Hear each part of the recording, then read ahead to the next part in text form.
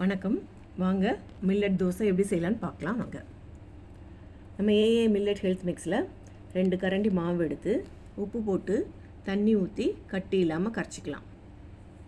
நீங்கள் கூட வீட்டில் சிறுதானிய மாவு அரைச்சி வச்சுருந்தா அதை கூட இது மாதிரி தோசைக்கு கரைச்சி யூஸ் பண்ணிக்கலாம். இப்போ கட்டி இல்லாமல் கரைச்சி வச்சுருக்கோம்ல, அது கூட ஒரு கரண்டி தோசை மாவு சேர்த்து மிக்ஸ் பண்ணி வச்சுக்கலாம். இப்போது சூடான கல்லில் நம்ம கரைச்சி வச்ச மாவுலேருந்து தோசை ஊற்றலாம்.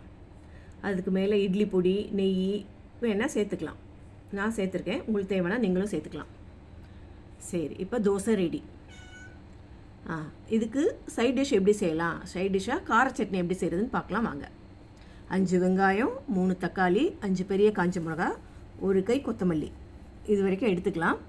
இதை கட் பண்ணி தனியாக வச்சுக்கோங்க.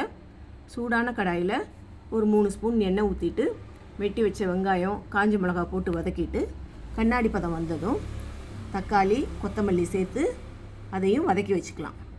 தக்காளியினுடைய பச்சை வாசனை போகிற வரைக்கும் வதக்கிக்கலாம்.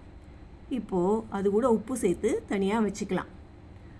இது ஆறுறதுக்குள்ளே நம்ம இங்கே தாளித்து வச்சிடலாம். ஒரு பேனில் எண்ணெய் ஊற்றி கடுகு உளுத்தம் பருப்பு போட்டு வெடித்ததும் கருவேப்பிலை போட்டு தாளித்து வச்சுருங்க. இப்போது அதெல்லாம் ஆறுனதும் மிக்சியில் போட்டு நல்லா நைஸாக அரைச்சிட்டு இந்த தாளிச்சதை கொட்டி சாப்பிட ரெடி. இப்போ சூடான தோசைக்கு இப்போ கார சட்னி ரெடி.